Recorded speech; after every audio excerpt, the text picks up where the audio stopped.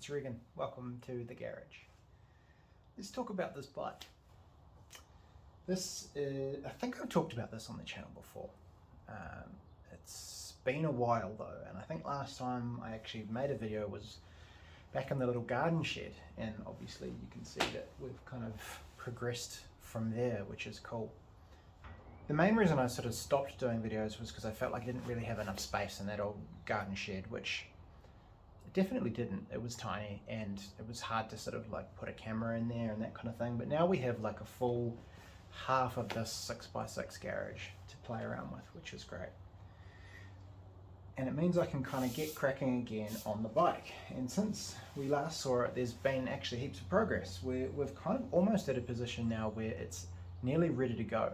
So what I thought we'd do to kind of kick things back off is have a look through the bike, have a look at the things that still need to be done, and come up with a plan to get those things sorted and get this 40-year-old bike back on the road. So, working our way from the front to the back, let's talk about this front tyre. It looks okay, right? It looks like there's plenty of tread on it, that kind of thing, but it's well past its use-by date. This tyre is 40 years old. Somehow, apparently, last time I took this wheel in to have something done. I can't remember exactly what, but I asked them to put this tyre back on it just so that we could kind of rest it like this in the shed, and they said, don't ride it on this tyre because it will kill you. Luckily, there's a tyre on the parts bike, which looks in good shape, is a lot newer, so we can kind of just swap those over. The next thing is obviously this wiring. This looks like an absolute mess, and it is, to be fair, but it is actually all operational when it's connected up. So I did it all, got it to a good point, and then disconnected a lot of it so that I could do some extra bits and pieces. It's been so long that I can't actually remember what I was doing, but this does all work, so it's kind of just a tidy up process for that, as well as the same sort of tidy up kind of stuff on the actual M unit control unit that's back further on the bike. Another sort of semi-optional thing is actually figuring out a plan with this oil cooler. This is the original oil cooler with the original lines. It looks terrible, but it is functional, so it's kind of making a call there whether we actually do something about this, or for now whether we just kind of rock it. Ultimately, I'd love to change this for something new, but it's optional. We could just leave that as is. Another thing while we're here at the front of the bike, we need a horn. We've got the horn sort of, I guess the switch and all that kind of goodness on, but we just need to connect up a horn to these wires right here so that it actually makes a beep beep noise. This tank, yeah, this is also a temporary measure. Turns out it's essentially impossible to find a good condition Seeker, XJ650 Seeker tank from, you know, the early 80s, which is not surprising. These weren't super popular bikes, and so there's not a lot of parts around for these bikes, as opposed to, let's say, something like a CB, for example, which I wouldn't say are everywhere, but were a lot more common than these bikes. So this one has dents all across the top of it, so ultimately this will also need to be changed, but for now that's a problem for Regan down the line, future Regan. So this guy here, a few electrical components here. We've got like I guess the control box here, I think that controls the sort of spark timing. The regulator rectifier, and I'm going to get this wrong, but this guy takes the I think alternating current from the alternator, funnily enough, and turns it into DC current. Maybe that's the other way around, I can't remember. That charges the battery, and it also, the other part of the name, the regulator regulates that current down to, I think, like 13 volts or something like that, so that it's charging the battery. This guy I bought on the interwebs doesn't work for some reason. Doesn't produce that current at the battery.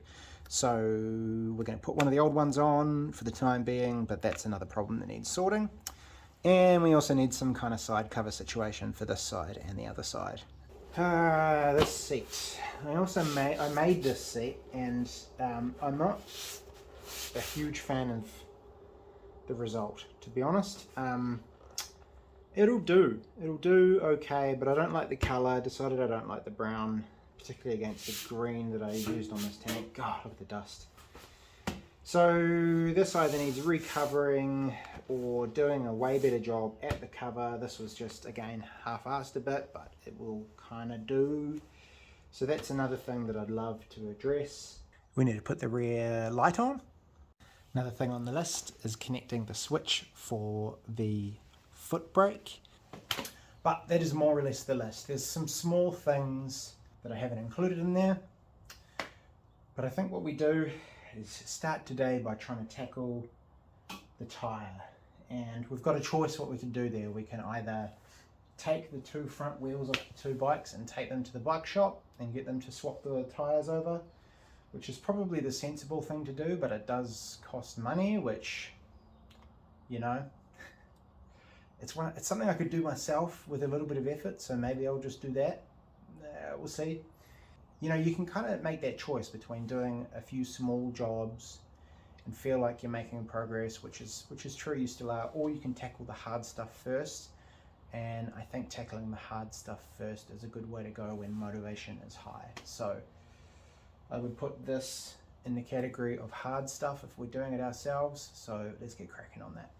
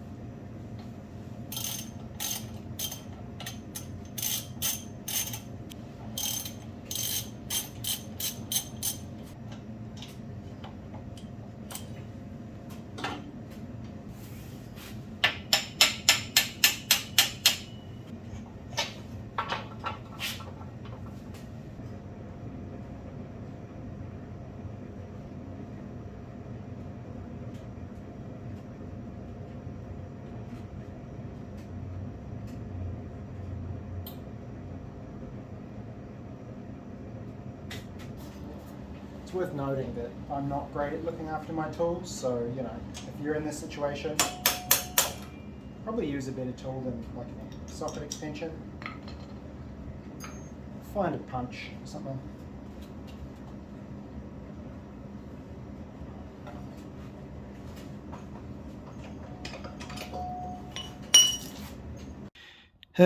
So now that I have this tyre off, we can kind of see that it's not going to be any good. Like, you can see all this kind of cracking and stuff through here, which, you know, not great.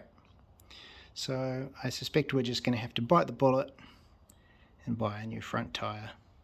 Yeah, the annoying part about this too is that I'm pretty sure this tyre was new, and you can kind of see all these little finoodly bits here. I'm sure they have a name, but I'm going to call them that. And a good chunk of the tyre is actually really good.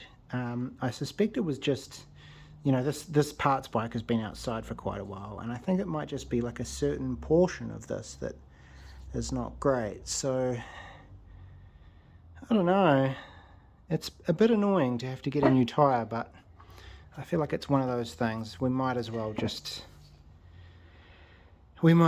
get it done.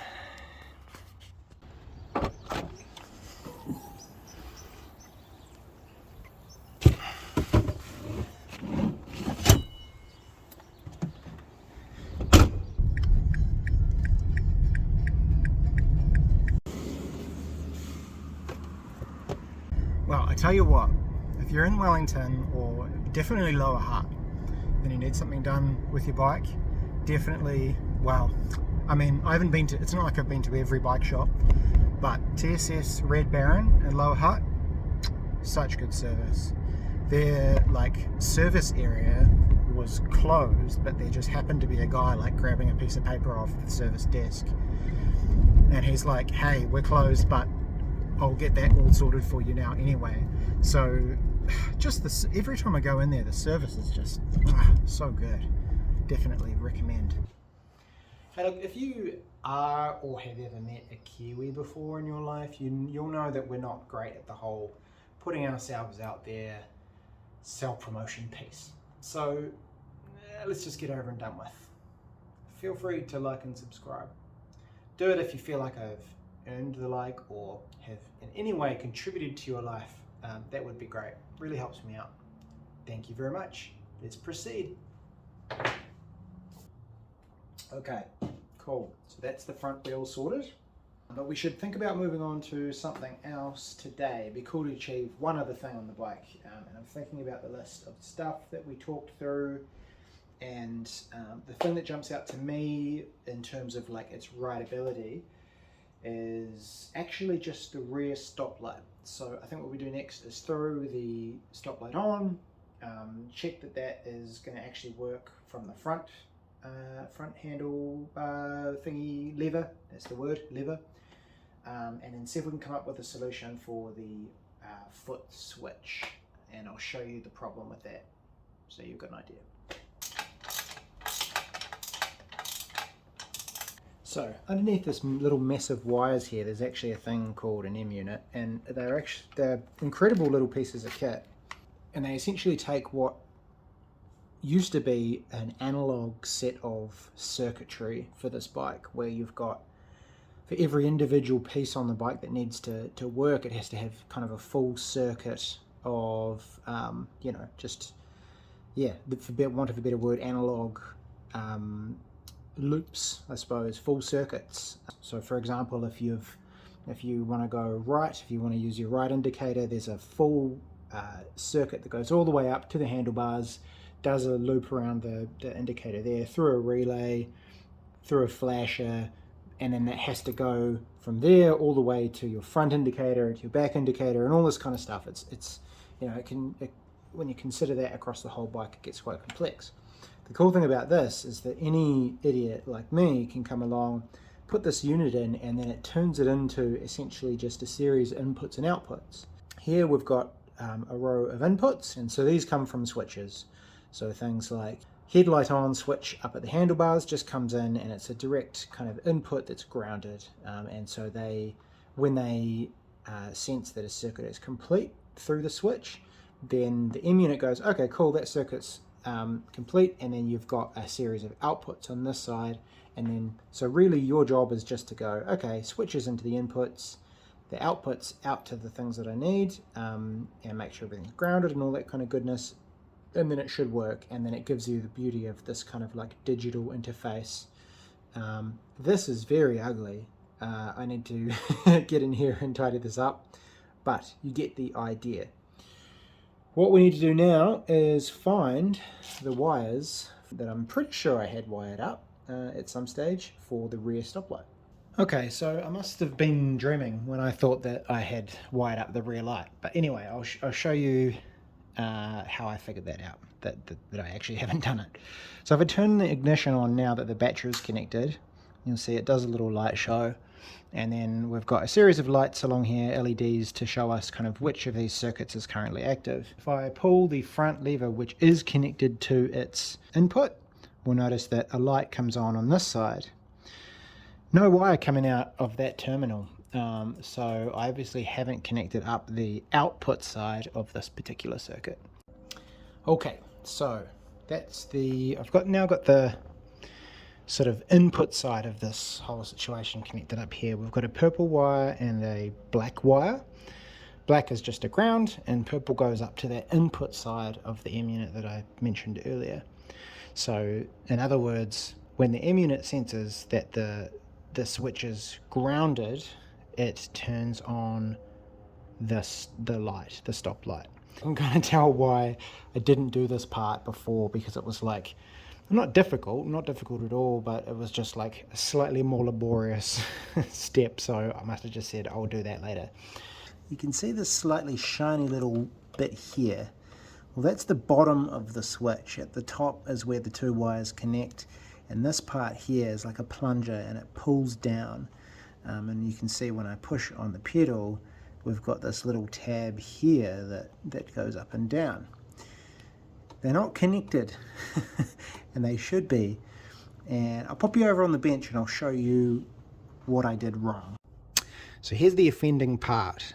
This came with the switch, And it's very basic. It's just a hook on one end that goes on the switch, or maybe that end, I'm not sure which is which, with a spring in the middle to kind of, dampen the force. It's a fairly tight spring, so it's designed to handle foot levels of power and kind of dampen the load, I guess, on the switch itself. I thought it was super clever and thought that I didn't need the kind of length, and so I ended up cutting this off and bending this over thinking, oh, that'll be a better length, but now I realise that this is way too short, so I don't know how I balls that up quite that bad. So this is the problem we need to solve. Would you bloomin' believe it, the very first box I went hunting in had this guy, which is the one that used to be on this bike, and obviously you can see they're significantly different shape and kind of, this one's seen better days, but it's kind of bent like this, I think, to get around the tube that kind of runs through the tube of the frame that goes through that way. So let's see if we can get this to work. I'll see if I can finagle this on there. Right, well, it looks like a bit of a bad hack, doesn't it? But would you believe it, that does actually work. Cool, let me just prove that it does work. So that's with the ignition on, you can see the LEDs doing its thing. If I push down with my foot, then we do get a positive response. It's quite laggy, so I think it will take a bit of adjustment, but we have a signal that we need, which is awesome. Okay, alrighty, we're on the final stretch. We have the input side sorted, so now we just need to sort out the output side. I got 3 wires on this bad boy, and I'm assuming, so obviously one is ground, which will be the black, and then we've got 2 others, and I'm assuming one is going to be for when the lights are on, so it's just a constant light, and the other one will be for when you put your foot on the brake, an extra filament or some extra LEDs or whatever will come on and make it brighter so that you can be visible at night and people still know when you're stopping. So let's just do a bit of testing to see which is which. Okay, I think I have it figured it out. It's just that the difference in brightness was not that much between yellow and red both being connected. So I think yellow is light, so that gets connected up to the light circuit. So when the lights are on, this guy's powered, and red is the stop. So I'm just kind of remembering it. Red is like a stop sign, so red is the brake light. So yeah, I think that's what we're going to go for, and hopefully it's not like that the light is just not that great. Hopefully that passes a waff. We'll see. Oh, if you're just as a note, if you're watching this from overseas, a waff is a warrant of fitness, which is like the New Zealand kind of safety check that all vehicles have to have before they can be on the road. I think it's working now. If we turn on the ignition, and you should be able to see the light there. If I pull the lever, cool, we get a bit of action there. What I'm kind of concerned about is if we turn the lights on, that's great, lights are on, perfect. But then if I pull the lever, you can see we get like the slightest change in intensity of that light, which is not amazing. Anyway, there we have it for today. I think that will do us. We've achieved a bit actually, which is great. We've managed to get that front tyre off. We're getting a new tyre put on at the shop with the bikes. We have managed to diagnose and connect up the back light. Diagnose is not really a problem, is it? Connected the back light, sorted out that switch. Realised we have some problems here to deal with, but that's kind of cool. This is the thing about projects, you know, they just keep on chugging along and you always find ways to improve. I should say, tell a little bit about this bike. So this was a gift, essentially a gift from a colleague of mine.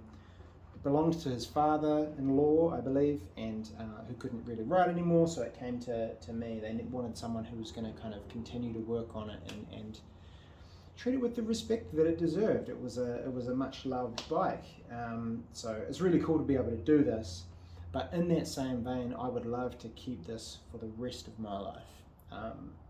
It's one of those things that, you know, it's not worth heaps of money. You know, you put it up and sell it for a couple grand, and that is just not enough to justify selling something that is as cool as this thing. So I like to think that I'll have this for the rest of my life, and when you look at a project like this from that perspective, you know, this will have probably 3 or 4 different lives within the time that I have it, where we'll tidy things up and we'll do things a little bit differently, and that's going to be really cool.